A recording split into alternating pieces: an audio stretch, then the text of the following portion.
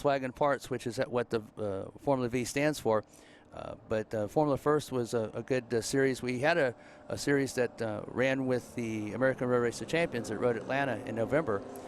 That was Formula First. But Formula V, the only class really that the year before even one car was built, the Formula V, the Volkswagen dealers wanted that Formula V class, and they went to SCCA and said, look, if you put a Formula V class there, we'll have cars there. And they said, well, we're not sure. And so they kind of convinced them. First race, there were like 30 of them showed up, said, okay, you're good. Feature race 2 then from Group 2 here in the soggy Watkins Glen here in New York State, and not the field we wanted, but these guys have waited all weekend and they've had one race and they're going to have another. Even though if it's only 4, we should get some competitive racing between them, especially in these tough conditions. And I've said it all day, but you know, the skill you need to race any of these cars, especially these Formula cars, with the power to weight ratio is so hard, because you are really fighting the car, and if it gets twitchy, if you get out of shape, it can easily let go very, very quickly. Look at this, 3 together on track, the 4th just trying to catch up, but coming through the mist and into the bus stop for the first time. Yeah, Formula Ford, or again Formula F as it's called now, because we do have the introduction of the Honda Fit engine, but they were great training grounds. Well, a lot of the Formula One drivers came up. Ayrton Senna comes to mind, also yeah. James Hunt, that came up through Formula. But they were a great training ground because they had little narrow tires on them, so it wasn't like you could squill the tires through the corners. You had to really be precise and get that car to go through. It had you know, basically the same horsepower from the Pinto engine, Formula Ford, the 1600 camshaft engine. And so it was a great training ground for them, but it was one of the great classes, and it came over here to the United States. We had a Pro Formula Ford championship at one time, and again the SCCA runoffs being held at Road Atlanta for 26 years in a row. We had a lot of named drivers that are now in Indy come through that, and the reason they did so well was because Formula F or Formula Ford, you have a draft on it. You have to have racecraft, which we were talking about a little earlier, and of course you have to have the thing that a lot of drivers lack, that's patience. Yeah, it's a very good point. That man's got some patience. Look at that. Beautiful. Steps out. Yep. He'll be watching this race, I'm sure. But it's Amber Stevenson at the moment leading the way in the number 15. That's one of the gold medallion cars. That car is exactly as the way it was in 1969 and has been authorized to be a gold medallion car by SVRA in the Lotus 69 Formula Ford. And there's the 12 of Arnold Carbour Jr., second place to him. And there's a bit of a gap now forming between Stevenson and Carbour Jr., and he is definitely starting to pull away, having started out into the bus stop with them 3 line astern. It's Robert Patterson in the 2FV, the yellow just behind in the number 38, and then Nathan Ryder is our 4th competitor in the number 42. So 1 lap completed, and looks fairly comfortable out there at the moment, does Amber. And this is not surprising to see these particular 4 cars out here, because these are the lowest horsepower of the classes that run in the Group 2, Formula B being the most powerful and the fastest. But these cars are ideally suited for this rain. In the National Championship race, they have Formula V has its own race. We had 35 cars there last year, and it was one of the best races of the weekend. You know, drafting, a lot of lead changes. Obviously, unfortunately, because of the weather, we don't have as many here this weekend as we will at Circuit of the Americas in November. But still, you know, you could draft off these cars. You couldn't really do much with the horsepower of it. Most of the work that was done on these Formula Vs was all aerodynamics. Now, can you explain, or do you know, the history of the Mysterian? I think I might. It's a mystery to me, he says. But the M208 that Carbour is driving, sorry, Nathan Ryder was driving, but I've seen a couple of those out there, and I just looked down the list and thought, well, I've not, I mean, you know, Crossley I know, Chevron obviously, Swift, Lola, Van Diemen, these are all the names we've been mentioning, but the Mysterian is not one I know. Yeah, I don't know that much about the Mysterian. I do know it was one of the earlier... Aptly named, then. Yeah, it was one of the earlier Formula V cars. See, I learned so much from Jonathan. It was one of the earlier Formula V cars. I believe that Lynx was one of them. That's, I believe, what Arnold Carbaugh is driving, the Lynx Formula B. and it was very successful in Formula V racing. I know the Protoform, Mysterian is one of the, I would say, lesser-known manufacturers, obviously by both of us. Again, as Ben says, if anyone knows out there, please feel free. We've got it up there. You're looking at Robert Patterson right now in the 2FV BRD FV, and as you mentioned, that is an Australian brand. I don't know how successful they've been in this sort of form of racing over the years, but yeah, the Aussies know what they're doing. Well, now that one I know a little bit about. There were, I said there were like 7 or 8, and I double-checked. There's actually was 23 of these built in the 7-year span from 1993 to 2000. But it is an Australian brand, as you said, and it was the car that they built, Borland Racing Developments, after they were so successful with the Formula 2 Championship. Again, the Spectrum 014H was the Formula Ford that they built, and this was the car, the last of their cars that they built, the Borland Racing Developments BRD Sabre 01 Formula V. Stevenson doing a very good job and starting to pull away the gap now, 2.4 seconds to this, our second place car, that's Arnold Carbour Jr. Now, Amber does a great job here in Formula Ford, but she also and has raced with us earlier this year in a Lotus Super 7. She does a good job in that racing as well. But Amber is quite high in the points there for SVRA. Again, we award the U.S. Vintage National Championship Bell Helmet Awards, but there also is an SVRA Sprint Award that goes to the drivers in the different groups. Well, the field spreading out here on lap 3. Still Stevenson, Carbour, Ryder, and Patterson. As you say, yeah, Amber doing a really good job. She's got, what, 5 seconds now up the road on the second place man as they head back up the hill again. This is the view from turn 8. Now back with our 4th place Robert Patterson in the BRD FV. Yeah, and you would expect Amber to be the fastest of these cars. Again, the Formula F, Formula Ford, has a 1600cc engine in it. Even the earlier versions, which the Lotus 69 is. Formula Ford, they had Eldon, PRH. Of course, they had Van Diemen, Spectrum here more recently, as well as the Magali. But I drove a Van Diemen Formula Ford at Charlotte, and the draft is something that you can be told about, but you actually have to experience it to just feel how great it is to be right behind a car. You know, you're going on the oval at Charlotte, and you get that great feeling of getting that extra aerodynamic advantage and going right by them. I bet that's great, especially at Charlotte. Yes.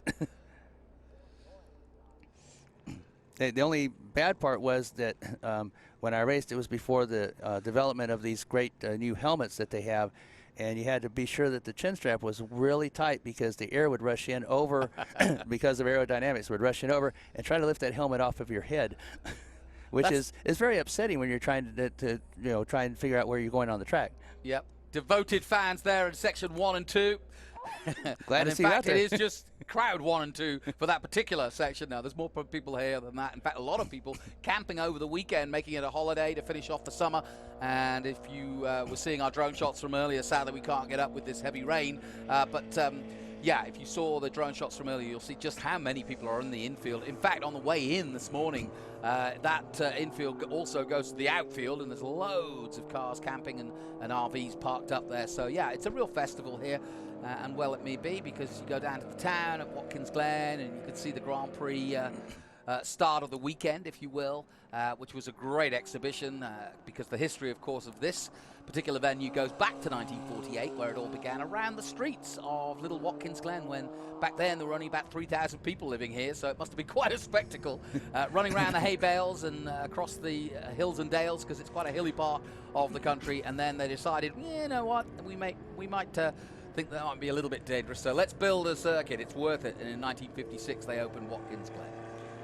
And I've always said, I know we raced at a lot of great iconic racetracks around the country. Tony Perella and Perella Motorsports Holdings doing a great job with the schedule and getting these tracks to agree to have us be part of their weekends. But I always said 3 of the most loyal fan bases that I've ever seen over the years that I've been attending races and been blessed to be doing some announcing at these races.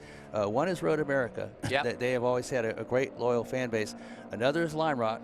and the third is here. I think that there could be all kinds of stuff happening, and these fans would still be here saying, we're here, where's the race cars? Yeah, it's interesting. You know, the Sunshine States of Florida and California and even Texas, if you like, certainly in the South when it comes to NASCAR, you know, Carolinas and so on. But the Northeast really does have some true bloods when it comes to supporting and following racing. And I quite rightly agree that Lime Rock, Watkins, Glen, and Road America, and to a certain extent Mid-Ohio, although very Mid-Ohio's different good, track. yeah, But you know, the support up here is huge. Yeah, if we didn't mention Mid-Ohio, John Phippen would be very upset. Especially since we're going to see him at our next round at Mission Foods VIR. That's right. October 6th through 9th is the Formula Regional Americas, and the F4 US Series will be part of that weekend. Yep. Along with International GT, Trans Am, SVRA, an action-packed weekend. Yeah, it's going to be a very packed weekend at a cracking circuit, VIR. I mean, you know, you talk about great circuits here in America. VIR definitely one of them. Love going there. It really is something quite unique and special. So we're looking at Patterson in 4th place at the moment, bringing up the rear in that bright yellow. We need it today to keep him spotted. And hats off to the marshals, doing a great job. Been out there all day in the wet. Some of them have got cover, some of them don't, and they're ploughing on, as it were, and same to our cameraman too. So give them a hats off as well. And these Formula Vs are racing here in Group 2, but they also, Arnold Carbaugh Jr. anyway has a Formula V that he runs in Group number 1, and in the Group 1, Carbaugh has won, I believe it's 4 straight SVRA Sprint Point Championships. So he's very good, not only at this track but at other tracks across the country. Sam Sabo says, hey, that's my Aunt Amber. Oh, there we go. Well, there you go. She's out there. She's doing the business in really tough conditions, too. Just thought of something. You see the VW logo on the, we should explain it for those who don't know. That's what V, the stands for, which is VW. That's the engine, of course.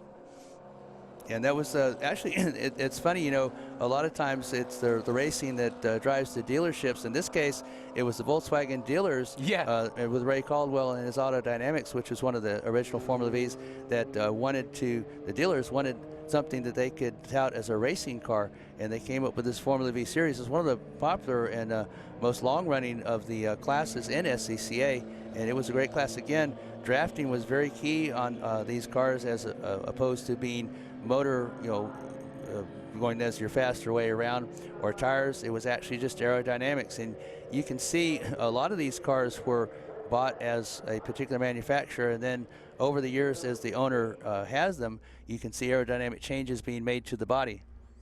Here's your leader. Nathan Ryder was just heading up the hill. He's in 3rd place, but back to our leader now. As the clock ticks down, you can see the clock in the mid-screen there at the top, just letting you know that obviously we're not worried about laps. It's more a case of timing now because we've got another group to come to finish off our day. In fact, that'll be the Collier Cup, and I'm going to put you in the capable hands of Mr. Sissel and Mr. Conway.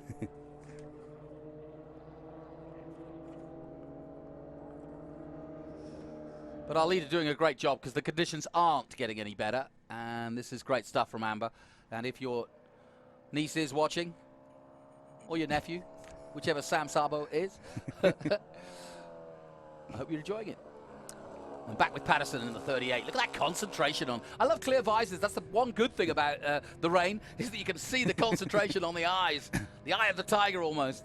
Yeah, you have to have a lot of concentration in these particular conditions. You know, these cars are not the fastest of the SVRA groups we have, but it still takes a lot of skill. And these cars can still get away from you. Even the Formula Vs, they have what I call skinny or narrow tires. So in these conditions, even though these are not as high horsepower cars as some of the broadcasts that we've had today and throughout the weekend, Jonathan, they are still a handful to drive. Yeah, and let's face it, they are very simple, and that was the whole point, is that they are affordable, easy to make, easy to repair, and but that said, once you get up to speed, they get to achieve very quickly and easily. 3 minutes to go then.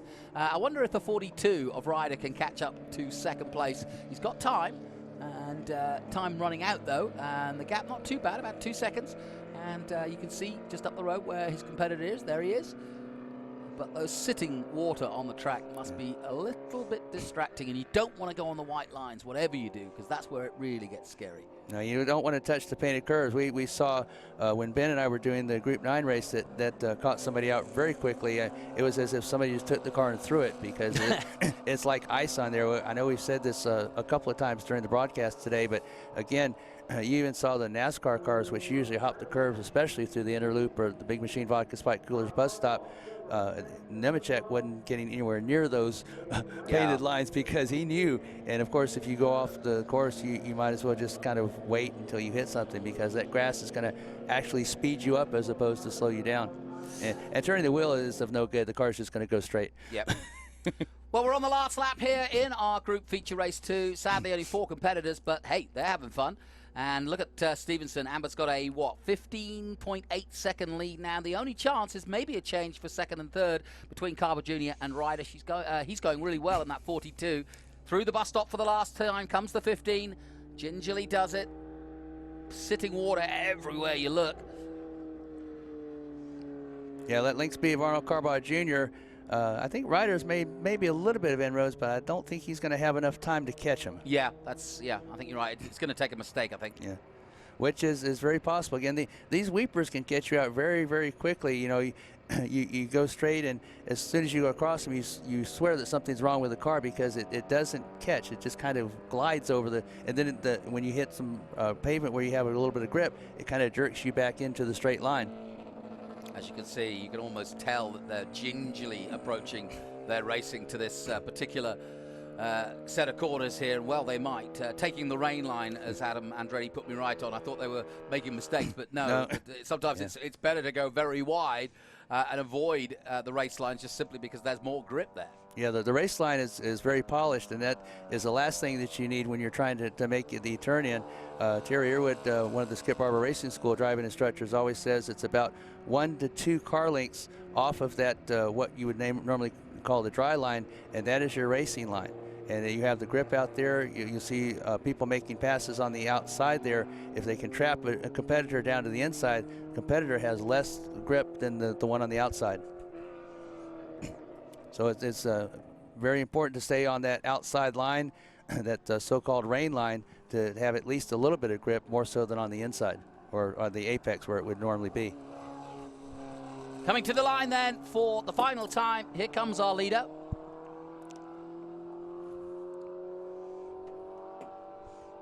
Coming to the checkered flag and taking the checkered flag for Group 2. Well done to Amber Stevenson. She takes the victory ahead of Carver Jr., who is some 15 seconds behind, so we'll have to wait for a second to see them cross the line, but it won't be long, too long anyway. So good job by Amber. Overall win, and the win in the Formula Fords. Yep, did very well indeed. And yep, as we expected, Carver Jr. holding on to that second place with Ryder third, and Patterson rounding out that 4-way battle. Just one more group to go after this, and that will be the Collier Cup. A prestigious race indeed, and we're hoping to get at least a few more cars out for that one, for our final race of the day. But it's a bit of a sad way to end the weekend. It started so brightly. It was perfect weather yesterday. But yeah, we had great fields yesterday. Yeah. Oh, well, it is what it is. But, glad to see those 4 cars that brave the rain and come out and give us some enjoyment. No question about it. And as we look down on Watkins Glen, I hope you've enjoyed our group coverage. So we're going to get a look at some of the other cars coming up in a moment. My thanks once again to Scott Conway. Stay with us here on our live stream, and we've got one more big race to bring you in a moment. We're going to take a short break here from the Glen. When the finish we'll line be back calls, with more action on our final race. We answer. Hit the road with insurance protection from Haggerty. Whether you drive a built racer, sports car, or exotic, and save an average of $264. Get a quote today at Haggerty.com. When the road calls, we answer. With our guaranteed value, unparalleled service and expertise, and savings of $264 on average, Haggerty has you covered no matter what's around the bend. Get a quote today at Haggerty.com.